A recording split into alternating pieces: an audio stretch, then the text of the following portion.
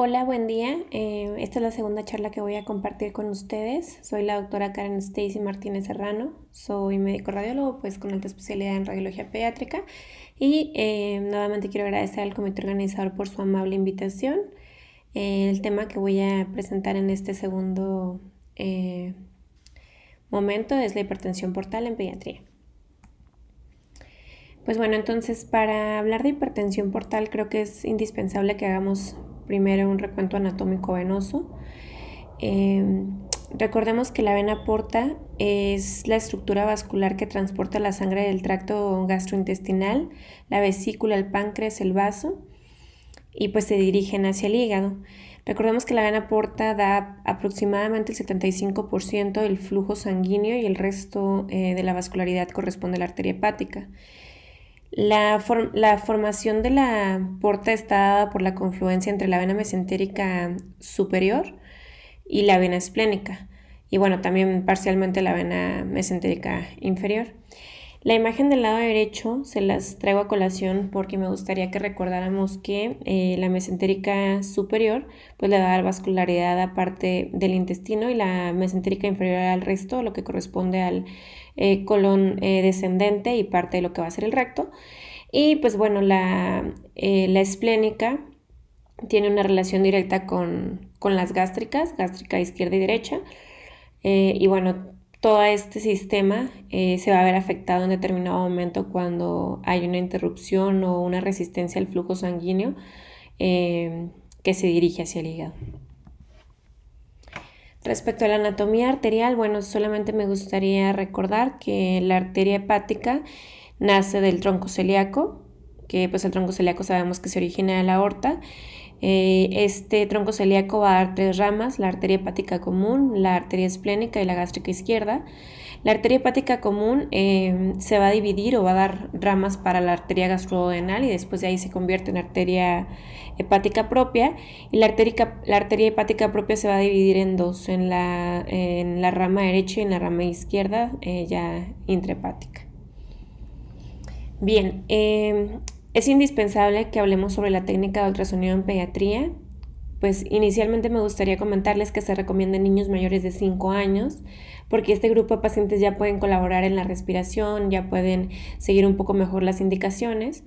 El ayuno que se necesita para este estudio es por lo menos de 4 a 6 horas. Siempre que sea posible vamos a suspender o detener la respiración en el momento de la evaluación del Doppler del vaso para minimizar así el movimiento. Se puede utilizar transductor de 3 a 7.5 MHz según la edad y la disponibilidad que se tenga en cada hospital. Bien, las limitaciones, pues bueno, una de las limitaciones más importantes es que es un estudio operador dependiente y que requiere un entrenamiento ecográfico con entendimiento de la física del Doppler, conocimiento anatómico y fisiología normal del hígado y de la circulación esplácnica, que es todo lo que les explicaba previamente. Y pues las ventajas, que creo que sí son bastantes, es que es una prueba no invasiva, determina adecuadamente si tiene el paciente o no hipertensión portal. Algunas veces nos ayuda a localizar la ubicación del nivel de la obstrucción del flujo sanguíneo y si existen varices esofágicas o no. Y otra cosa que es una gran importancia para nosotros es que no se utiliza radiación ionizante.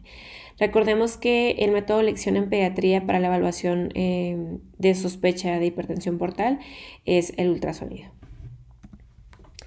Bien, antes de hablar sobre hipertensión portal como tal, me gustaría que recordáramos cuáles son los espectros normales del Doppler. La primera imagen lo que les muestra es la vena porta normal. Se hizo un abordaje subcostal. Y bueno, aquí vemos que el flujo es un poco fluctuante, levemente fluctuante, que tiene que ver con la relación de la sístole cardíaca, como esa fasicidad que hace la porta. Y pues bueno, en la imagen del lado derecho, esta corresponde ya a una rama intrahepática, la rama intrahepática derecha de la vena porta, vista desde un abordaje subcostal. Y pues bueno, aquí veamos que también tiene algunas pulsaciones arteriales, que esto está asociado al resultado del movimiento respiratorio. La arteria hepática, que es la imagen que vemos del lado izquierdo, pues aquí se hizo un abordaje de la arteria hepática principal. a nivel del hilio hepático y vemos que, bueno, el patrón espectral va a ser arterial puro, que va a ser con sístole y diástole, y la imagen del lado derecho es una rama de la arteria hepática izquierda, que también se considera un flujo normal, que en este caso, si se dan cuenta, preserva la escotadura dicrótica durante la sístole, que es esta que se encuentra por abajo de la línea base. La imagen del lado izquierdo corresponde a un espectro de unas venas suprahepáticas. Depende de la bibliografía donde lo encontremos. Algunas bibliografías lo refieren como un flujo trifásico y otras como tetrafásico. Recordemos que esta es el espectro que más ondas tiene asociado al ciclo cardíaco, porque tiene una relación directa con la aurícula derecha. Y la imagen del lado izquierdo corresponde a una vena esplénica, pues un poquito más pegadito al hilio, que es un flujo normalmente monofásico y que se aleja generalmente. Entonces lo vamos a encontrar siempre de manera normal por debajo de la línea base. Estos son los espectros normales que nosotros estamos acostumbrados a ver. Ahora, una cosa que es indispensable que sepamos en pediatría es que según la edad del paciente, pues va a ser el tamaño del vaso. Y la velocidad del flujo de los eritrocitos va a depender también del tamaño del vaso. Entonces, eso quiere decir que en pacientes más chiquitos el flujo va a ser mucho más lento, mucho más bajo, y en pacientes que ganan edad y ganan volumen corporal va a ser una velocidad un poquito más alta. Por eso es indispensable que nosotros siempre adecuemos, optimicemos los parámetros del Doppler para poder hacer una adecuada valoración. En estos casos se recomienda que en niños pequeños los PRF se manejen muy bajos, con un filtro de pared también bajo, por lo que les explico el tamaño de los vasos, y se aconseja que el filtro de pared siempre esté por debajo de 50. Otra cosa que me parece indispensable comentarles para recordatorio es la tríada portal. Recordemos que la tríada portal se forma de una vénula portal, una arteriola y un conductillo biliar, y los lobulillos como tal están formados por lo menos por 6 tríadas portales y una vena central, que esta es pues como la unidad funcional del hepatocito. Bien, hablando de la hipertensión portal como tal, tenemos que en los niños con enfermedad hepática el objetivo del examen Doppler es evaluar la presencia y la dirección de los siguientes vasos: el flujo de las venas esplénicas, la vena porta principal y sus dos ramas intrahepáticas, la izquierda y la derecha, las venas suprahepáticas, la vena cava inferior y el flujo de la arteria hepática principal con sus dos ramas intrahepáticas, izquierda y derecha. Como definición, tenemos que la hipertensión portal se define como un aumento de la presión venosa portal más allá de los valores fisiológicos. Los valores fisiológicos son entre 5 y 10 centímetros de agua, con un aumento en el gradiente de la presión de más de 5 centímetros de agua entre las venas hepáticas y la circulación portal. Dentro de la clasificación y la etiología, bueno, tenemos que esta hipertensión portal puede estar causado por un aumento en la resistencia al flujo sanguíneo desde la circulación venosa mesentérica a través o hacia el hígado, que es mucho más frecuente en los niños, que haya una obstrucción previa a la entrada en la porción extrahepática de la vena porta. Y la otra causa es un aumento del flujo sanguíneo en la circulación portal.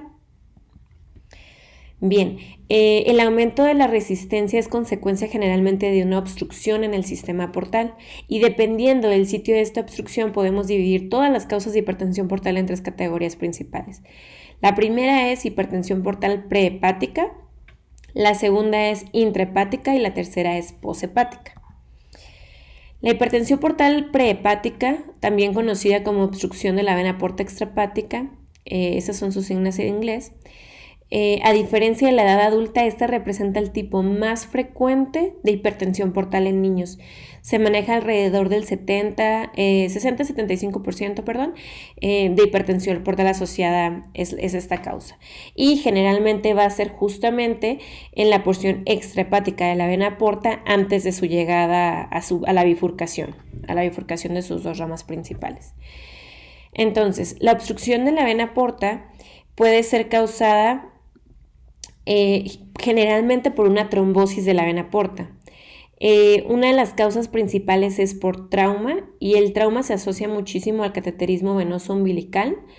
Recordemos que cuando los recién nacidos nacen y tienen alguna dificultad para hacer el abordaje de canalizar al paciente por alguna vía periférica, se utiliza el cateterismo venoso umbilical como una vía para administrarle líquidos, antibióticos o los requerimientos que el paciente tenga. Entonces, los catéteres y pues el trauma vascular asociado a los catéteres pues es una causa de trombosis venosa portal. Hay algunas literaturas, y esto me parece relevante comentarlo, que mencionan que el 40% de los pacientes van a tener riesgo de trombosis después de que el catéter se coloque por más de 48 horas y casi el 100% de los pacientes después de 72 horas pueden condicionar algún tipo de trombosis de la vena porta. La deshidratación es otra causa, los choques de la etiología más común es séptico e hipovolémico, las coagulopatías, generalmente la más asociada es la deficiencia de proteína C, que cada vez es más reconocida esta entidad, la invasión de la vena porta, que bueno, en este caso es generalmente por tumores, la compresión de la vena porta, en este caso se asocia un poquito más a eventos como pancreatitis, conglomerados ganglionares o incluso también puede ser por compresión de tumores y la cirrosis así como el síndrome de Budd-Chiari. En este ejemplo representativo, o en este esquema representativo mejor dicho, les muestro una oclusión de la vena porta que puede estar asociado a un evento de sepsis por un proceso inflamatorio infeccioso de onfalitis secundario a la canulación de el cateterismo venoso umbilical.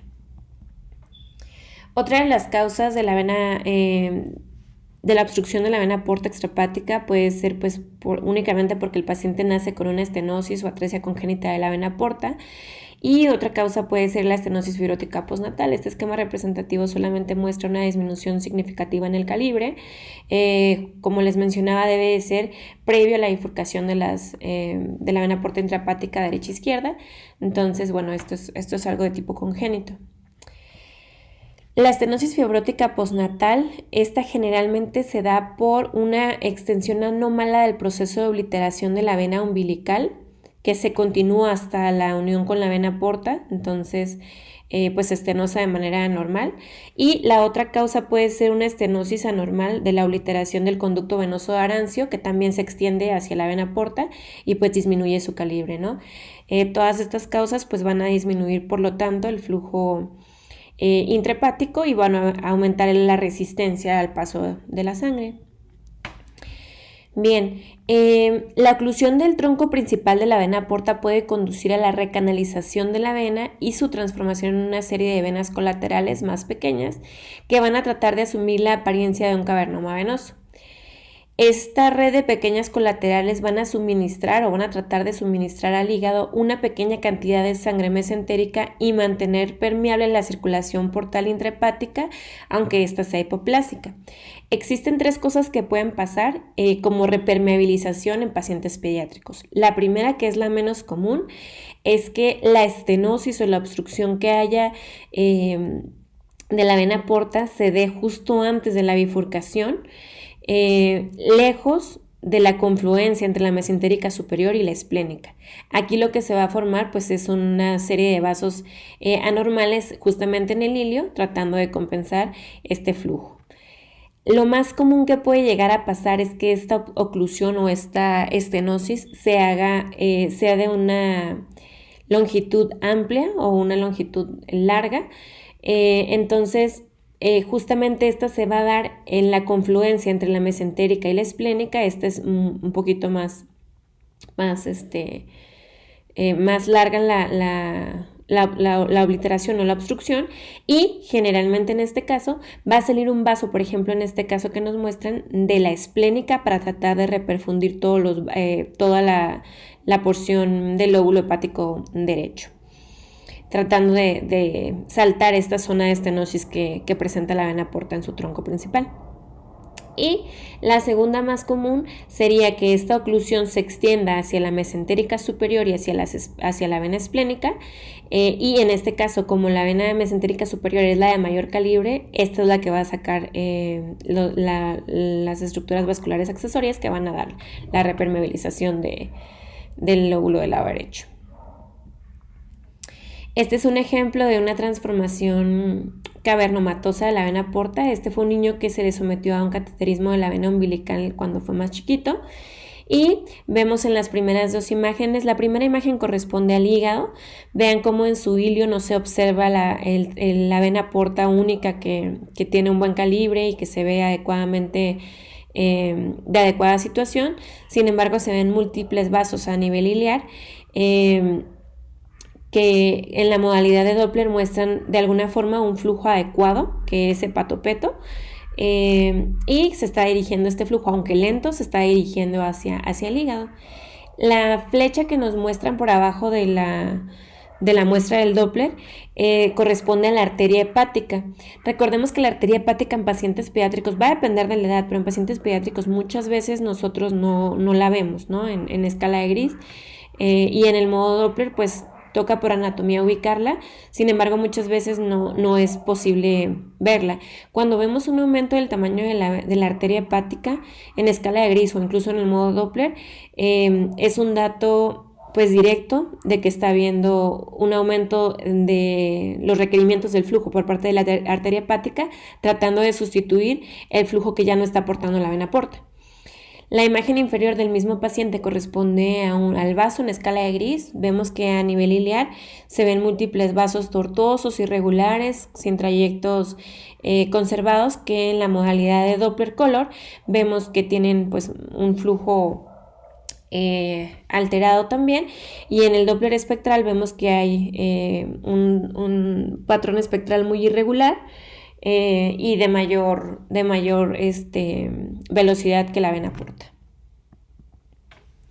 Este es un ejemplo también de fibrosis hepática congénita. Este era un niño que, pues bueno, recordemos primero que la fibrosis hepática congénita es una enfermedad autosómica recesiva que se va a caracterizar por fibrosis de la tríada portal, y también va a haber una fibrosis que es un poquito más a largo plazo, no es tan aguda, de los conductos colectores en los riñones. Entonces, este es un ejemplo de una fibrosis hepática. Vean cómo en escala de Gris el parénquima hepático tiene un patrón heterogéneo con un engrosamiento como tal de la pared de la vesícula biliar. Y esas imágenes ecogénicas que se ven sobre el grosor del parénquima reflejan la ectasia de los conductos biliares. En la modalidad de Doppler vemos que existen algunos vasos tortuosos. En la vena porta hay una transformación cavernomatosa aquí en la parte iliar, y pues bueno, nos muestran también el riñón, donde vemos que ha cambiado la morfología, el aspecto en escala de Gris se ve heterogéneo. Estos focos ecogénicos están relacionados con los conductos colectores dilatados. Tiene algunas imágenes con apariencia de microquistes e incluso algunas imágenes que nos sugieren calcificaciones de tipo distróficas asociadas a la misma enfermedad autosómica recesiva que el paciente cursa. Bien, la hipertensión portal intrahepática. Esta es secundaria a una lesión hepatocelular que conduce a cirrosis. Este es el segundo tipo más común de hipertensión portal en pacientes pediátricos. Y la causa más común de hipertensión portal intrahepática en pediatría es la atresia de vía biliar. Existen otras causas como la cirrosis posinfecciosa, que generalmente se asocia a infección por hepatitis B o C o hepatitis idiopática. La fibrosis hepática congénita, la fibrosis quística, la colangitis esclerosante, que también es común en pediatría, hepatitis autoinmune, toxicidad por drogas, enfermedades metabólicas por deficiencia de alfa-1 antitripsina es el ejemplo más común. Bien, la atresia de vía biliar se va a presentar generalmente en pacientes desde el nacimiento, o sea, nacen sin la vía biliar. Generalmente los que tienen mejor pronóstico son todos aquellos pacientes que se diagnostican las atresias alrededor de los 2 o 3 meses. Ya después de esto, generalmente no se les puede ofrecer un tratamiento quirúrgico como de salvamiento. Generalmente estos pacientes tienen muy mal pronóstico. Y bueno, lo que vamos a encontrar es justamente los cambios con un patrón micronodular, generalmente del parénquima hepático. Va a depender mucho de la evolución del paciente, pero bueno, vamos a ver un patrón micronodular. Algunas veces podemos ver nódulos de regeneración, en este caso en particular no lo muestra. Sin embargo, vemos que en la situación de la vesícula biliar vemos una sustitución por una imagen ecogénica, no vemos adecuadamente la vesícula, que bueno, esta imagen ecogénica en situación de la fosa cística corresponde a fibrosis, por eso es que lo vemos blanco. Vean cómo además alcanzamos a identificar que ya el paciente está cursando con líquido que corresponde a ascitis, y la causa más común por la que las mamis traen a los pacientes es porque los pacientes tienen ictericia, pero aparte le ven amarillos, muy amarillos sus ojos, tienen aumento, pues sí, por el aumento de las bilirrubinas se ve las escleras bien amarillas. Entonces eso es lo que trae a la mamá a dar cita al paciente con el médico. Este es el mismo paciente, vean cómo, bueno, aquí ya tiene cambios parenquimatosos, se ven irregulares los bordes, es un aspecto un poco heterogéneo el parénquima, está rodeado por líquido, vean cómo la vesícula biliar aquí se demuestra un poquito mejor, que está sustituido por esa imagen ecogénica que corresponde a fibrosis. Y pues en algunas literaturas nos hablan sobre también que esta fibrosis se extiende hacia el conducto colédoco, y bueno, en este caso no se representa, pero bueno, es algo típico que también encontramos, y generalmente estos pacientes, dependiendo del momento en el que los encontremos, los vamos a encontrar con una gran cantidad de líquido libre que corresponde a la ascitis secundaria a la hepatopatía.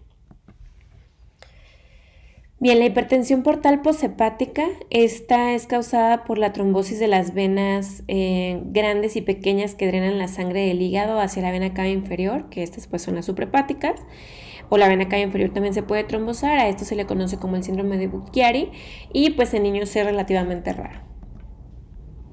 Algunas causas de enfermedad oclusiva de las venas hepáticas en pediatría puede ser toxinas por medicamentos, quimioterapia, que no es raro, hay muchos pacientes oncológicos que bueno, pueden llegar a tener esta complicación.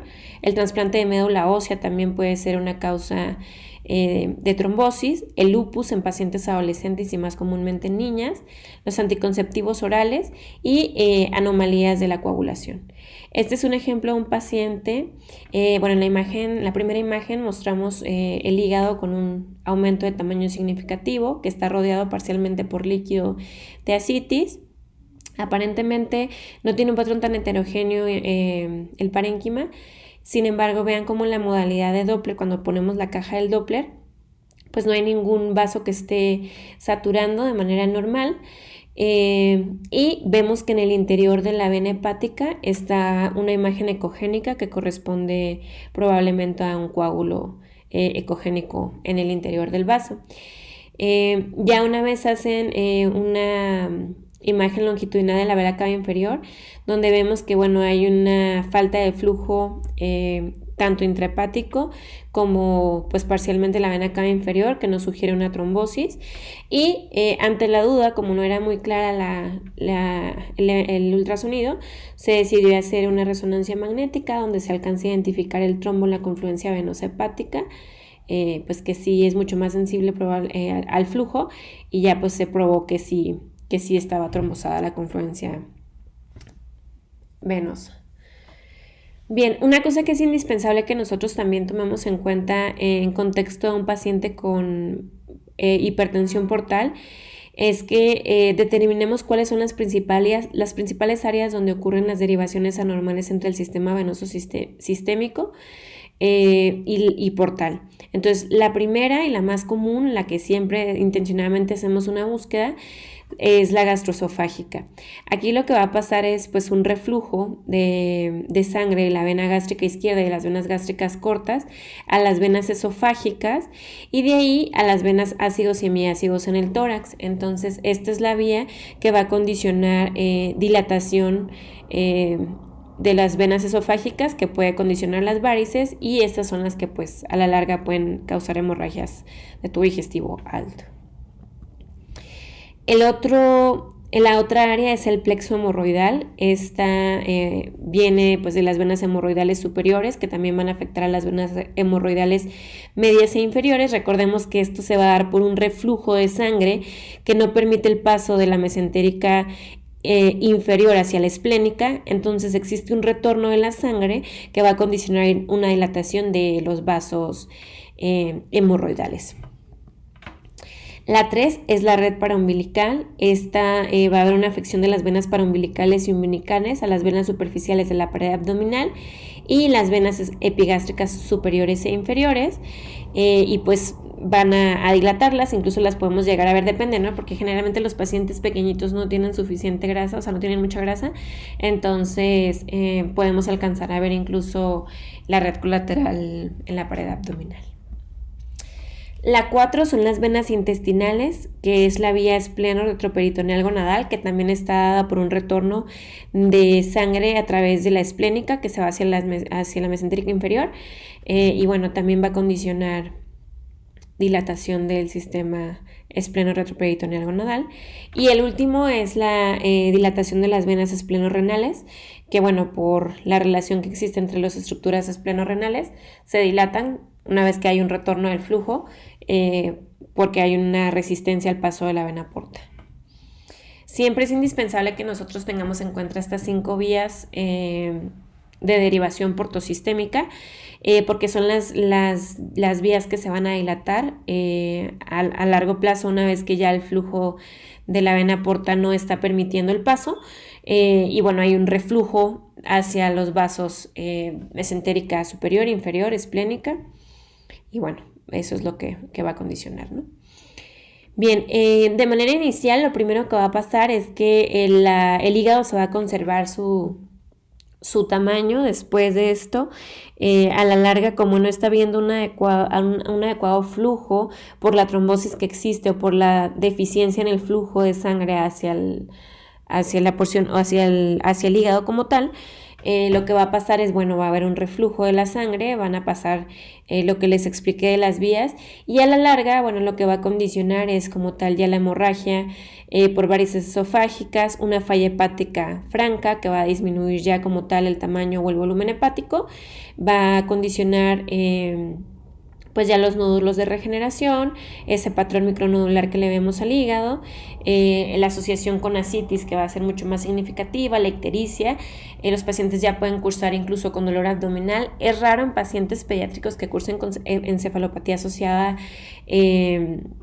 a la falla hepática, pero bueno, también se presenta ya en eventos ya mucho más crónicos, y también puede haber datos de hiperesplenismo.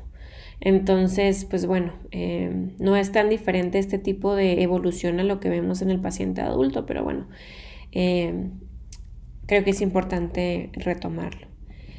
Bien, las causas de hipertensión portal en pediatría, como les explicaba, la lesión depende de la localización, si es intrahepática, prehepática y poshepática. La intrahepática se va a subdividir en 3, en enfermedad colestásica, enfermedad o patología hepatocelular y la enfermedad fibrótica. Como les explicaba, la enfermedad colestásica, la más común de todas ellas es la atresia de vía biliar. También puede haber colestasis intrahepática progresiva familiar, colangitis esclerosante primaria, que como les decía, la colangitis esclerosante primaria también es común en pediatría. Para las enfermedades hepatocelulares lo más común es la hepatitis autoinmune y las infecciones crónicas virales por hepatitis B y C. También en niños, que ahora cada vez lo vemos más, es la enfermedad hepática, la enfermedad hepática grasa no alcohólica, pues que bueno, cada vez tenemos más niños con sobrepeso, sobre todo los niños entre adolescentes, y pues ya casi los que van a ser adultos. Y la enfermedad fibrótica, como la enfermedad de Caroli o la fibrosis hepática congénita. Bien, la prehepática, lo más común pues es que haya una oclusión de la vena porta, como les explicaba. Lo más típico de que encontramos es la trombosis de la vena porta, y los tumores que en pediatría no son nada raros, el hepatoblastoma, por ejemplo, el carcinoma hepatocelular. Y pues bueno, los pacientes que también tienen una etiología prehepática, pero que tienen una hiperplasia regenerativa, se asocian mucho más a medicamentos como la citioprina, y el síndrome de Turner es otra causa, ¿no?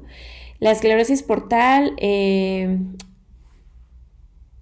generalmente se asocia mucho más a esquistosomiasis o alguna causa idiopática. Es raro la infección por VIH en niños, pero bueno, puede también existir. Y por último, la poshepática es generalmente, como les explicaba, una obstrucción venosa hepática, que lo más común es el síndrome de Buchiari, la obstrucción de la vena cava inferior, o algo que también cada vez tiene un poquito más de relación, el síndrome sinusoidal obstructivo o obstructivo sinusoidal y la falla hepática cardíaca, asociada a falla hepática por insuficiencia cardíaca, ¿no? Bien, la presentación clínica lo más común es que cursen con ictericia. Generalmente los niños con obstrucción de la vena porta extrahepática suelen estar completamente bien antes de la aparición de los síntomas y generalmente estos presentan un deterioro muy agudo de la función hepática, entonces como que se muestran de repente muy malitos. Una de las cosas que más evidente va a ser la hipertensión portal es la hemorragia digestiva alta. Y pues el segundo hallazgo más común es la esplenomegalia y la fibrosis progresiva esplénica. Generalmente el hiperesplenismo que puede haber en estos pacientes se refiere al secuestro esplénico excesivo de glóbulos rojos y blancos y algunas veces también plaquetas, que va a resultar en anemia, trombocitopenia y leucopenia. Entonces estos pacientes laboratorialmente pueden encontrar estos hallazgos. Respecto al diagnóstico, pues bueno, generalmente reciben a los niños los médicos pediatras y se les realizan pruebas de función hepática, se realiza transaminasas, bilirrubinas, albúminas, fosfatasa, plaquetas, las pruebas de coagulación y pues como les mencionaba, descartar estados de hipercoagulabilidad como alteraciones en la proteína C y S. El diagnóstico por imagen, me gustaría que se queden con esto, que es una de las diapositivas que yo considero de las más importantes. Como radiólogo nos tenemos que hacer estas 4 preguntas. La primera es, ¿hay hipertensión portal? La segunda es, ¿cuál es el nivel de obstrucción? Y si es posible que lo podamos determinar. La tercera pregunta sería, ¿cuál es la dirección del flujo dentro del sistema?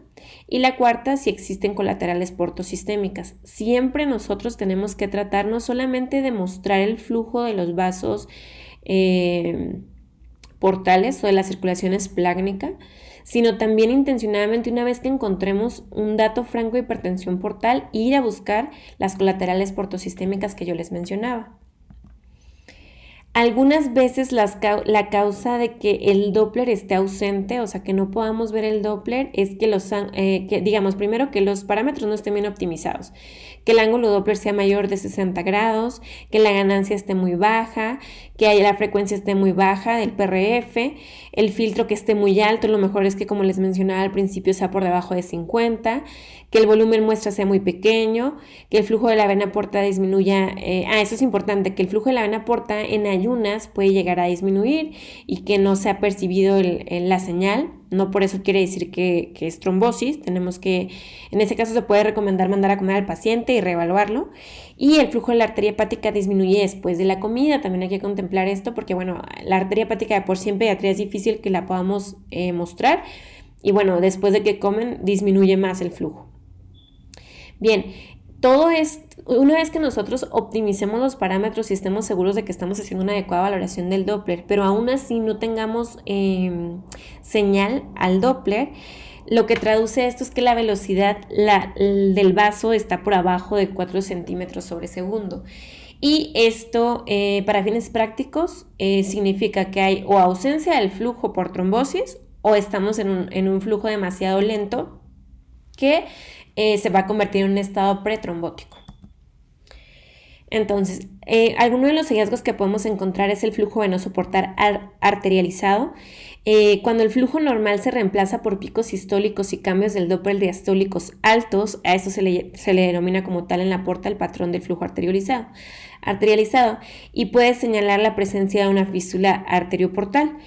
Obviamente ya esto en un contexto de un paciente que tiene datos ya de hipertensión portal, pues bueno, esto nos tiene que hacer sospechar en una fístula. El flujo invertido o de ida y vuelta, que a este flujo invertido le llamamos hepatofugal, el flujo normal es hepatopetal.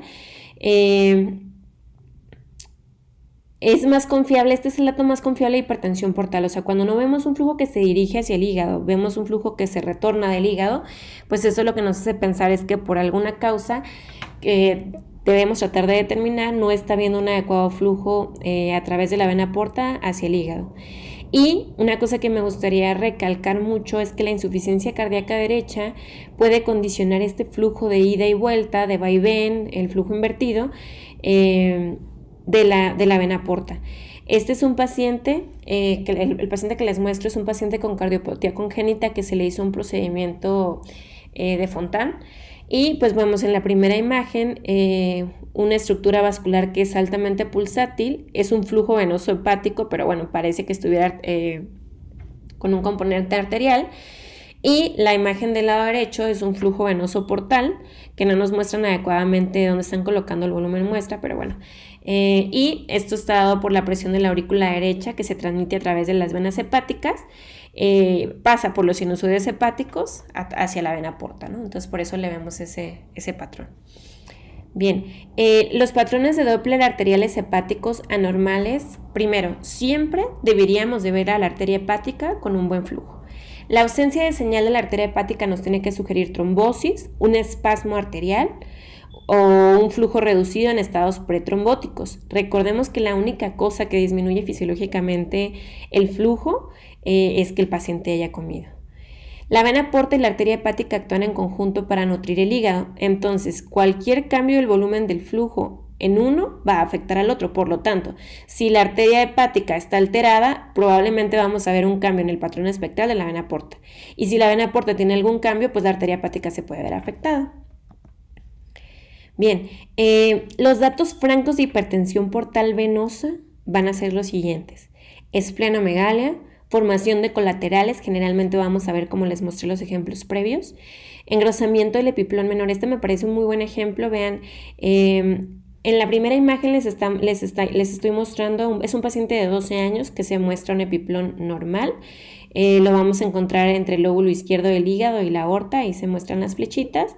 Y la otra estructura que corresponde a la E es el esófago.